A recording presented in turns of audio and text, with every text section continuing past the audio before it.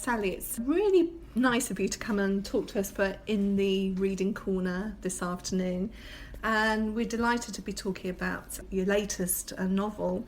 I wanted to begin with the listeners who might not have read the book yet, whether you could just give us an overview into the story. Sure. It opens in 1914 and it's about 3 teenage girls who become involved with the suffrage movement in London. And they come from quite different backgrounds. There's Evelyn, who's a sort of well-to-do middle-class girl, and she wants to go to university, but her parents say, this is a ridiculous waste of money for a girl. And then there's May, who is a little younger, she's 15, and her mum is a sort of Quaker vegetarian pacifist with very progressive ideas, and she's been involved in the suffrage movement all her life. And then there's Nell, who is a stevedore's daughter.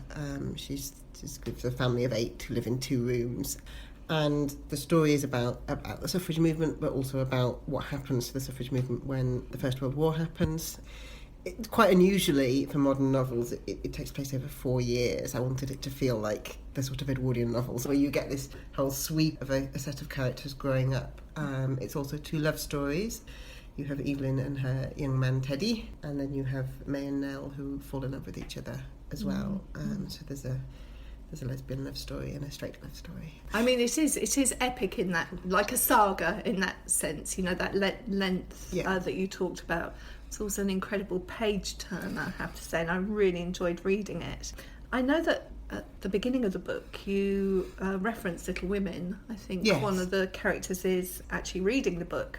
And in a way, this is a sort of Little Women story. Yeah, that was certainly one of the books I was wanting. I mean, it isn't an Edwardian children's book because I have lesbian snogging and hunger strikes and police brutality and all sorts of stuff that you wouldn't have in an Edwardian children's book. But I wanted to have that feel as though it might have been written at the time, and you do get these books like that. Yeah, but I think unlike Little Women, because your characters come from very different social spheres, with a group of sisters, you've got a much more limited landscape. And I wondered whether you were deliberately kind of having a conversation with novels like Little Women through writing this.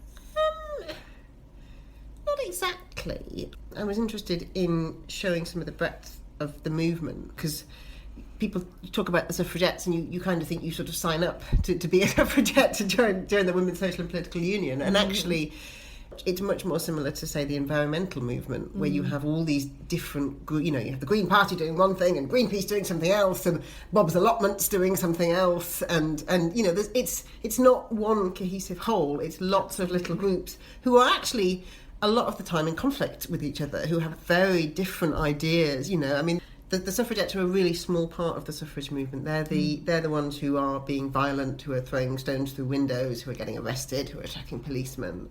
I mean, the Women's Social and Political Union, which is the kind of direct action version, they had about 2,000 members. The National Union of Women's Suffrage Societies, which are the kind of more peaceful version, they had something like 20,000 members. There were many more of them, and they were much longer, but obviously they were less dramatic.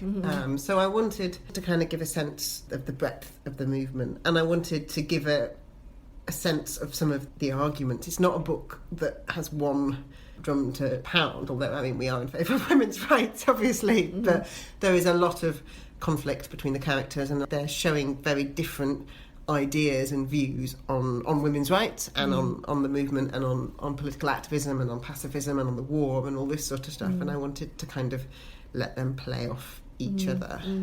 No, that was fantastic, and there were real discoveries for me. Even though I know that period of history, there were real discoveries to be made. As a historical novelist, going on reading books that were written at the time and essays and newspaper articles and things that were written at the time, it makes you realise what a biased version of history we get taught. Completely fascinating. What were the, if you like, the delights or the surprises, the things that you discovered when you were researching? Well, I mean, the Women's Peace Conference was a big one. I'd never even heard of that. A friend of mine told me about that. In 1915, the International Women's Suffrage Alliance decided to organise a peace conference for women. A lot of the organisers were suffragists, but they also involved, women, other women, female groups. And the British government cancelled all North Sea shipping for the duration of the conference because they were so worried that these British women were going to go and talk to German women and Russian women, and because they were representatives from all the nations involved in the war, and also countries like America. And then afterwards, they sent delegates to talk to Woodrow Wilson, delegates talking to really high up government officials, kind of saying, look, you guys can't broker a peace conference, but we can. We're not afraid of. And they got a assurance from Sweden that they would hold a peace conference if the main fighting countries agreed in principle. And the main fighting countries did agree in principle, but then when it actually came down to it, it didn't actually come together. But there was certainly a few months when these women were thinking, are we going to stop the war? Mm-hmm. But also a lot of the book is about what happened to the working classes during the war. And so a lot of the East End stuff in the book is from Sylvia Pankhurst's autobiography. She was very involved in the East End Suffragettes, and she talks about men who, are sitting there saying, look, my wife can't feed the children. And so there's a scene in Nell's father is an ex-soldier who's called up and has to go, and there's a scene where he hands her mother sort of a threepenny bit and three farthings or something, and that's taken directly from Sylvia Pankhurst. Mm-hmm. And all the factories shutting as well, and there's no work for the women. So not only is the husband lost the job, in a lot of cases the mother, the wife, and the suffragettes are sitting here saying, maybe women could drive trains or something, or drive buses for you. We've got all these women who are desperate to do war work, and it took years before the government kind of went, oh, actually, maybe we do need some bus conductors. Mm. There was this real... The story we get taught is of women, entering all these professions, but actually it was a real battle from, including lots of suffrage campaigners before they were allowed to take these jobs on. Fascinating. You've talked about Sylvia Pankhurst's memoirs, and I think you also read Vera Brittain, Testament of Youth. Yeah. What other sources were they? Sylvia Pankhurst was brilliant. Also, Evelyn Sharp. She's one of my heroes. She was a children's author. She was a suffragette who was sent to prison and hunger struck. And she was also a woman journalist at a time when women journalists basically sort of meant agony columns and knitting. And she was a political journalist. And she wrote this wonderful, very witty book of essays about the embarrassment of being a middle-class suffragette, having to walk around the streets near where you live wearing sandwich boards, and how, everyone's really worried that they're going to meet somebody they know in the street, and they're a bit like, getting thrown in jail is really romantic, but, Mrs. Higginbottom seeing me dressed like this is a bit awkward. And it's just really human. And there's a book of suffrage play. There's a lot of the suffragettes were writers. There's a book of suffrage plays. It's kind of, again, poking fun at anti-suffragists. A lot of Edwardian children's fiction for the language. I was really keen that they would speak like Edwardians, because there's a really distinctive historical language, and a lot of writers don't bother to that's kind of interesting. You should talk. say that's one of my questions on here was about the diction. Yeah. Because not only have you got to get it right for the Edwardians. Yes. With the correct expletives yes. and the idiom. Little but dash you've got to get it right for the individual characters as well. Yes. So how do you do that? Evelyn was much easier than Nell was, because there is a lot of books with characters who wander around going, oh, I say, what a whipping lark this is. And that was just really fun. It's a really fun thing to try and get right, and it's a really fun excuse to go off and read Edwardian school stories, and, because they're children. They're children. They're the sort of age that would be in an Edwardian school novel. So that was a wonderful excuse to kind of go and read that. And not just the language, but the way they speak. You might tell a fella, mightn't you? That kind of thing. That was really fun. May was a sort of toned down version of that.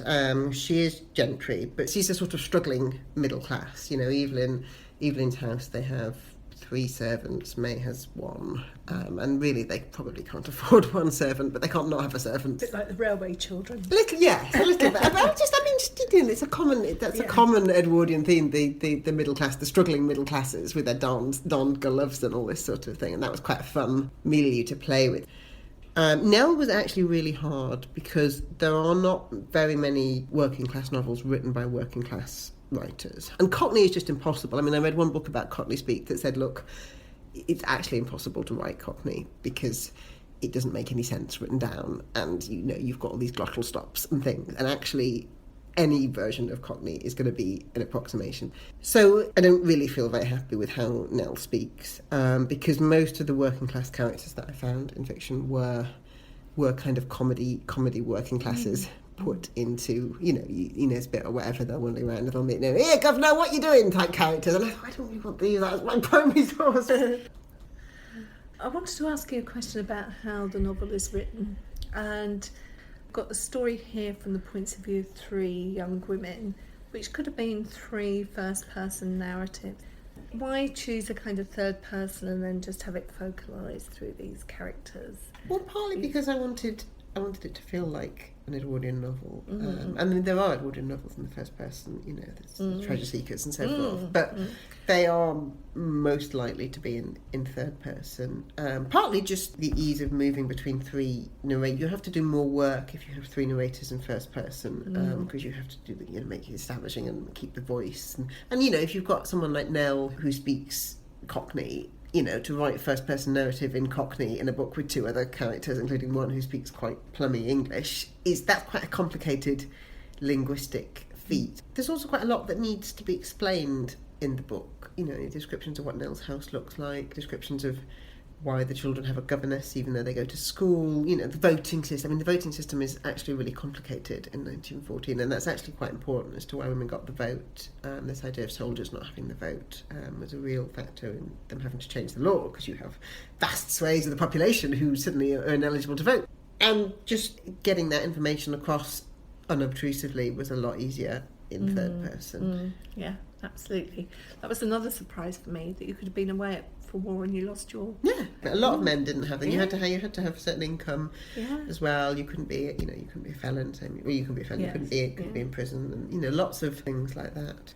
I wanted to ask you as well about the Quaker family, because I was absolutely fascinated by that and the history of the Quakers and how campaigning they were, real social act. So is this something that is personal to you? Yeah, I grew up a Quaker. My mum is a Quaker, and the Quakers are still very much involved in social. I mean, as I was writing the book, there were five Quakers who were arrested for protesting outside the arms fair in London, and they're very proud of their pacifist past. But they never actually came out in condemnation of the war, because quite a lot of Quakers also joined up. But they are massively campaigning. I mean, May and her mother were a sort of direct spiritual descendant of a lot of the Quakers. I knew lots of Quakers who were Greenham Common women and things like that. But also, I read H.G. Wells's and Veronica, which I quote in the book, which is a novel about a young suffragette. And there's a lovely bit where she's going to all these meetings, and it's all these vegetarian believers in rational dress, and they send their children to co-educational schools, and they don't wear hats, and they're very, very, and they don't wear corsets, and they're very, very, very progressive. And I was just kind of reading it going, I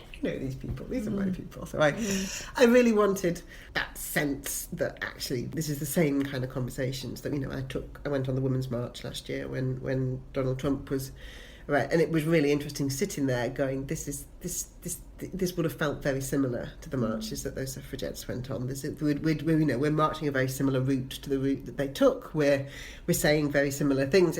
This is much closer than you think it is. This isn't women in long skirts and silly hats. This is the same battles and the same conversations and the same, a lot of the insults that Hillary Clinton were getting are the same as the insults that the suffragettes were getting. This is something that's still being fought. You've almost really answered my next question, which was, apart from the historical interest, which it is, why might this still be relevant to young readers today? And I know that you've spent some time talking to teenagers about this as well. Yeah. So just tell us a little bit about your thinking around this. Well, I mean, I think it's a piece of history that's worth learning and remembering. It's also incredibly inspiring quite how much they achieved in such a small time. Because the suffrage movement was about the vote, but the vote was always very much seen as a means to an end. If you read, a lot of the novels and the plays and things that I read are intended as campaigning tools, really. And there were several scenes in them when the women were saying, look, when we get the vote, we're going to use it, and we're going to use it to change the world. So they'd sit there and I mean, they just sound completely bonkers. They say, right, we're going to have an end to iniquitous divorce laws. Divorced women will still be able to see their children. They'll still have a right to dictate their children's future. We'll have equal pay. Women will be able to go to university. They'll be able to live in houses on their own. They'll be able to enter professions that are currently, they'll be able to be engineers and train drivers and all these things that they can't currently be. I mean, they just sound... There's a scene that I quote in the book of Veronica, where Veronica goes and she's like, there's kind of, I don't really interested in the vote. I'm interested in like my life. And the woman just kind of airily says, once we've got the vote, that will all happen. And you just look at it, they just sound bonkers. But within 50 years of women's suffrage, we had all those things. But I just think that's incredible. And these are women who had so little power. They weren't. People were saying, they're not intellectually capable of running a political movement. The reason they had hunger strikes was because they weren't treated as political prisoners. They were considered prisoners second class, and the Irish liberation movement was considered prisoners first class, and they were given political status. And the women said, well, why aren't we? And they said, well, if my little... There's a scene in No Surrender, which is one of the suffrage novels I read, the judge says, well, if my little boy smashed a window and said he was doing it to liberate Ireland, I wouldn't tell him he was a political prisoner. I'd tell him he was being a naughty boy and send him to bed with no supper. And, you women are just doing it for the fun of it. You're doing it because it's the latest... They was told that, we're going to prison for the fun of it because it's the latest fashion to, and you think you look very glamorous because you're getting involved in this political protest. And it's just a fad. You're just doing it to have something to talk about. And just this idea that they weren't even considered capable of having a political movement, and they're campaigning for the vote. I mean, it's astonishing. And I just kind of want to say to women, partly as political activists you have power, but also in the ballot box you have power. People got that by going to the polls and voting for it. Don't never say that your vote doesn't matter, because this is the sort of change that it brought about.